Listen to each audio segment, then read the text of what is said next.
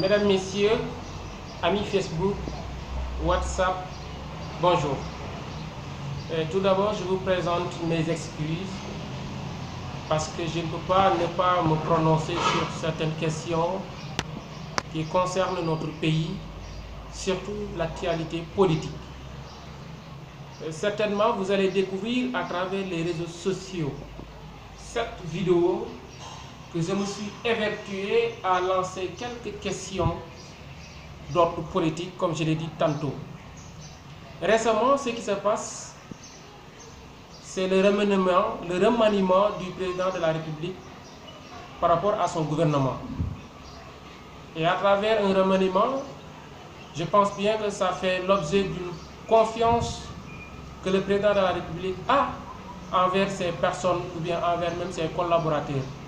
De ce fait, les autres qui n'ont pas bénéficié d'une nomination, je ne pense pas que ça ne demande pas ou bien ça ne devait pas faire l'objet d'une question critique ou bien même une question qui va dans le sens même d'alerter ou bien de revendiquer à travers les réseaux sociaux, à travers les médias et partout même. Si l'on veut travailler pour notre pays, nous politiques, je le dis et je le répète, et tant que le souffle me revient, je ne cesserai pas de le dire. Posons-nous des questions qui concernent notre pays. Posons-nous des questions qui vont dans le sens de l'intérêt commun. Si la personne va à ce que maintenant un poste ministériel ou bien des postes de directeurs généraux doivent être des recommandations partout, je ne pense pas que ça fait partie de l'intérêt commun. Parce que si l'on veut travailler pour l'intérêt du peuple, je pense bien qu'on doit se dire, attention, c'est un risque. Mais les demandes qu'on a reçues, à travers les jeunes, à travers les sages, qu'on peut dire, à travers les intellectuels communément appelés, je ne pense pas que ce sont des demandes ou même ce ne sont pas des comportements salués. Parce que si l'on considère ces postes comme des gâteaux, où va le Sénégal? Où va la jeunesse? Où vont les personnes qui ont tant œuvré pour le bien-être de notre pays? Encore une fois, considérons notre pays comme une doctrine dont nous tous nous devons nous œuvrer pour mener à bien.